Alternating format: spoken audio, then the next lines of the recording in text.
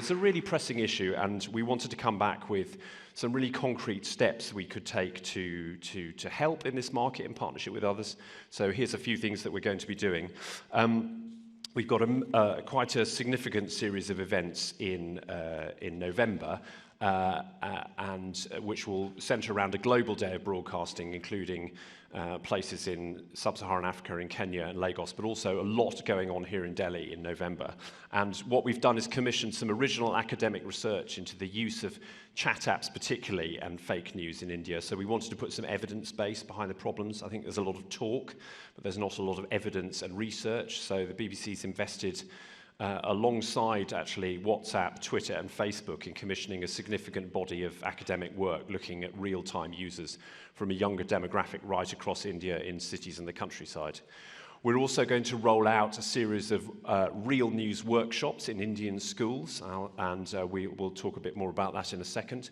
We are sharing and adapting material we've developed actually for the UK market. So we have a really exciting initiative called School Report in the UK, which is our kind of media literacy intervention into UK schools to teach them about how news is made and the values that underpin it. So we're adapting that for the Indian market.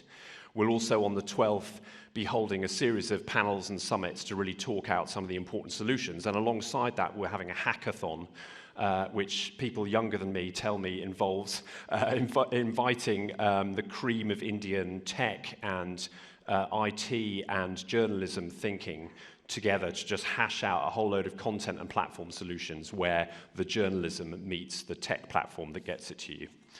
So let's just talk a bit more about media literacy. This is our school education initiative, which we're really particularly proud of. We're already running these test workshops in the following locations across multiple different Indian languages, and we're very proud that the best of the BBC's learning about how to teach young Indian school children about the values that underpin quality news content is going to become available in India, and we're very much in the market for finding the right partners to deliver that at scale, because I think as a news broadcaster we can put the ideas out there, but we always need to work with local partners to make that happen. Here's another concrete thing we'll be doing. We're hearing a lot of talk about the forthcoming Indian national election.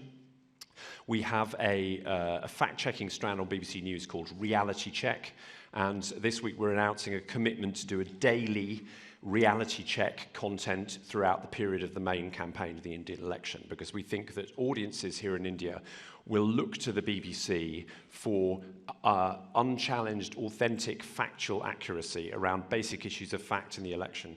You know, there'll be a lot of vivid political talk during the election, and we've no wish to interfere with that or suppress that, but we do see we have a special role in verifying disputed issues of fact during an election campaign, and that's something we're very, very excited to be doing.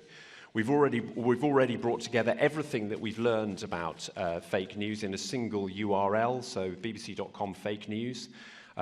This is a place where we publish everything we can, everything that we've done in English and across multiple countries all around the world using our 43 language services and BBC Monitoring, our open source media monitoring operation, with the best of our learning and thinking about fake news. So I think what I'd say in conclusion is that we see ourselves increasingly as an Indian journalism operation led by Indian journalists. The expansion here in Delhi in particular, we now have 300 journalists in the Delhi bureau, which makes that our single largest bureau outside of London. So up in Delhi we have a really, really significant operation, and I'm really struck by the young journalists we've hired in India are really challenging us to do our storytelling in different and more innovative ways. So it's not just the BBC telling them how to do things, it's very much them telling the BBC how to get better, to improve, to do our storytelling in a much more vivid and exciting way.